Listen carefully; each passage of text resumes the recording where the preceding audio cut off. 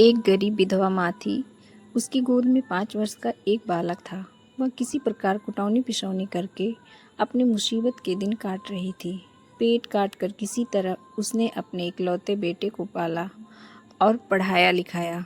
जब बच्चा पढ़ लिख कर बड़ा हो गया, कमाने खाने लगा, तो माँ ने उसकी शादी कर दी और स्वयं राम भजन में लग गई। बेटे ने अपने मेहनत की कमाई से घर को महल बना दिया और माँ, बेटे और बहू तीनों सुख से रहने लगे। बेटे ने एक दिन अपनी पत्नी से कहा, मेरी माता ने संसार के सारे सुखों को त्याग कर मुझे पाला पोसा है और अब हम इस लायक हो गए हैं कि उन्हें सुख और शांति देकर अपना कर्तव्य पूरा करें। पत्नी बहुत ही चतुर और चालाक थी। बोली, हाँ हाँ, ऐसा ही होना चाहिए। उनका खर्च ही क्या है, दोनों जून भरपेट भोजन और तन ढकने के लिए 2 धोती। क्या हम लोग इतना भी नहीं कर सकते? फिर क्या, यह कोई पराई हैं? सास ससुर की सेवा से ही तो अपना धर्म कर्म बनता है। वह अपनी पत्नी की बात सुनकर बड़ा खुश हुआ। सोचने लगा, मेरी पत्नी बड़ी समझदार है। आपस की सुलह से घर का हर काम होने लगा। पत्नी ने अपनी चतुराई से पति को अपने बस में कर लिया और वह चिंता रहित होकर बाहर का काम देखने लगा। वह क्या जाने कि मेरी माँ पर क्या बीत रही है। जब सास भोजन करने जाए तो बहू बड़ी सी थाली में 1 रोटी और थोड़ी सी दाल परस कर बैठ जाए। जब माँ रोटी खा चुके तो बहू चौके से एक सिंदूर की डिबिया निकालकर सास से पूछे, यह लोगी? माँ सिर झुकाकर कहती, नहीं बेटी, मुझे नहीं चाहिए, यह तो तुम्हारे लिए है, इसे अपने लिए रख लो। सास प्रतिदिन जब भोजन करने जाती तो बहू इसी तरह की हरकत किया करती। सास सिंदूर की डिबिया देखकर चौके से चुपचाप लौट आती। दिन पर दिन माँ दुबली होती गई। लाज की मारी पेट का दुख किसी से कहे भी नहीं। एक दिन बेटे ने बड़े प्रेम से माँ से पूछा, माँ, तुम दिनों दिन दुबली क्यों होती जा रही हो? तुम्हें अब कौन सा दुख है?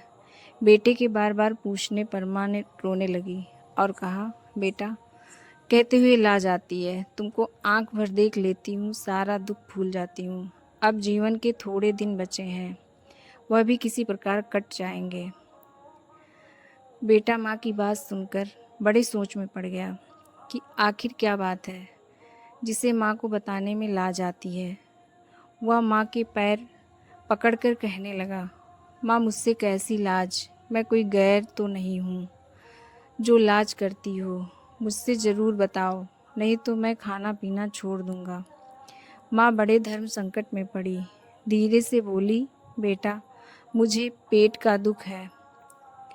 बेटे को यह सुनकर बड़ा दुख हुआ। वह कहने लगा, इतनी धन दौलत के बावजूद तुम्हें पेट का दुख है? बड़े सोच की बात है माँ, मेरा सारा परिश्रम व्यर्थ है।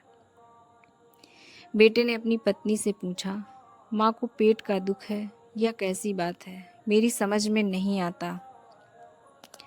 बहू ने तुरंत उत्तर दिया, मैं क्या जानूं? यदि वे ना खाएं और पूछने पर ना लें तो मेरा क्या दोष? मैं तो बहुत पूछती हूँ, आप चाहे तो खुद सुन लें। वह खुद कहती हैं कि अब हमें ना चाहिए, तुम अपने लिए रख छोड़ो, मैं तो क्या करूं? जब माँ रसोई में खाने गई तो बेटा छिपकर सुनने लगा। कुछ देर बाद जब बहू ने सिंदूर की डिबिया खोल कर दिखाई और लेने के लिए पूछा तो माँ ने नम्रता से कहा, बेटी, इसे लेकर क्या करूँगी? यह तुम अपने लिए छोड़ रखो। यह तो तुम्हें चाहिए, जो मुझे लेना था ले चुकी। बेटे को माँ की बातें सुनकर बड़ा क्रोध आया कि जब इसे खाना पूछा जाता है तो इनकार करती है और मुझसे कहती है कि पेट का दुख है।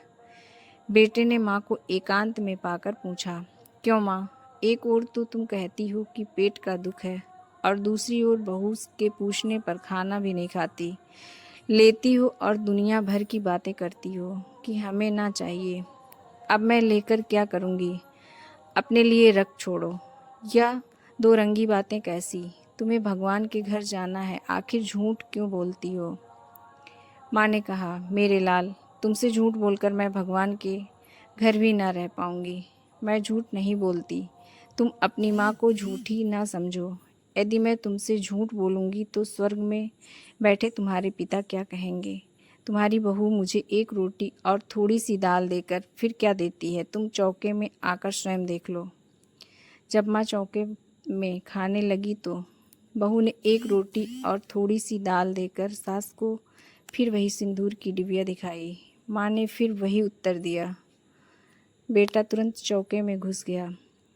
उसने देखा कि उसकी पत्नी एक बड़ी सिंदूर की डिबिया खोले माँ से पूछ रही थी, इसे लोगी?